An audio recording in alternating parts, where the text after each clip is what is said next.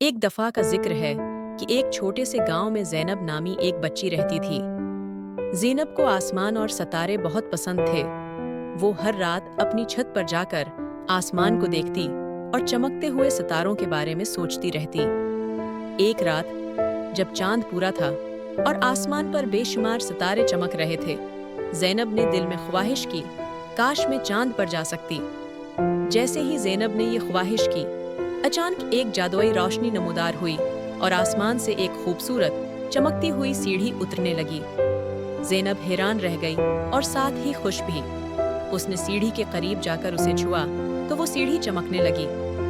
ज़ैनब ने हिम्मत की और सीढ़ी पर कदम रखा।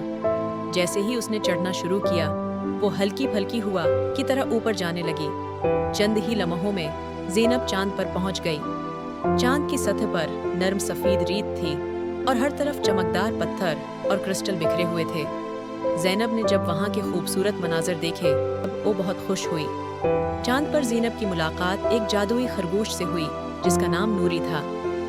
नूरी ने ज़ैनब को खुश आमदीद कहा और चांद की सैर करवाई। नूरी ने बताया कि चांद पर हर चीज जादुई है और यहाँ हर चीज की अपनी एक कहानी है। ज़ैनब ने चांद पर खूबसूरत झीलें, चमकते हुए दरख्त और नर्म व नाजुक बादल देखे। वो सब कुछ इतना हैरत अंगेज था कि ज़ैनब हर चीज को देखने के लिए हमेशा तैयार रहेगी। कि खुशी का कोई ठिकाना न रहा। नौरी ने ज़ैनब को एक जादुई फूल तोहफे में दिया और कहा, ये फूल तुम्हें याद दिलाएगा कि ख्वाब हमेशा सच हो सकते हैं अगर तुम यकीन रखो।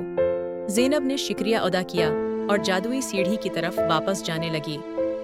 वापसी पर जब ज़ैनब जमीन पर पहुंची तो उसने देखा कि वो जादुई फूल अब भी उसके हाथ में था। उसने अपने हाथ में फूल को देखा और उसे अपने हाथ में महसूस किया। इस सफर को याद रखा और हमेशा अपने ख्वाबों पर यकीन रखना सीखा।